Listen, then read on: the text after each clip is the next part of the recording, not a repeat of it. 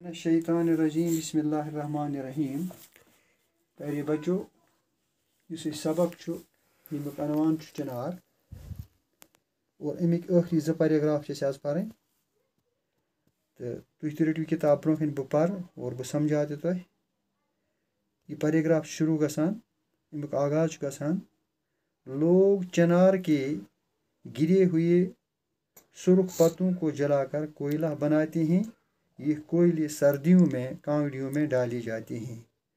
Look बोई यम जन पंतुल अमिक यम जन हरदस मज वातान गो गसान जरद पत् गसान वजिल पत् हॉकान पत् सुमरान यह पनस बनावान डेर पत् अना अत पनस सर्दी हंदिस मौसमस मज जालान बनावान चिन और तम पत् कांगड़ियन मज त्रावान वंदस बचावान पन पान सर्दी नश।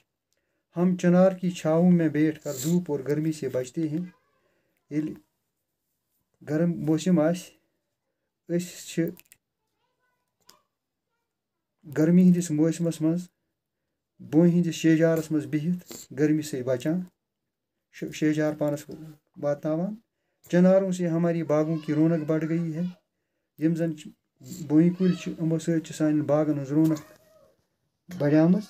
हमारी सड़कें सायादार बन गई। सड़कन अंद यम तन बोई कुल सायेदार बनियाम। सयाहों के लिए इस दरख्त में बड़ी कशिश है। यम जन नेबरिम मुल्क पे और सयाह कशीज मज और कशिश बोई कुलन मज तमन बड़ खूबसूरत लगान और तुम बड़ पसंद करान। चिनार हवा को साफ रखने में भी मदद देता है। युस जन बोई कुल हवा साफ थानस मज मदद दिवान। इससे माहौल पर अच्छा असर पड़ता है। अम माहौल पे असल असर पेवान। चिनार का दरख्त काटना या उसे नुकसान पहुँचाना कानूनन जुर्म है। बोई कुल षटन या अत नुकसान वातनावन कानूनन जुर्म। कुछ लोग चिनार को काटने का जुर्म करते हैं। किन लोग बोई कुलिस षटान बोयन षटान तो तुम जुर्म करान। हमें ऐसे लोगों को समझाना चाहिए। अस पे तमाम लोगन समझावन कि इस दरख्त की हिफाजत करना हम सब का फ़र्ज़ है। अत कुलिस हिफाजत कर सारे फ़र्ज़।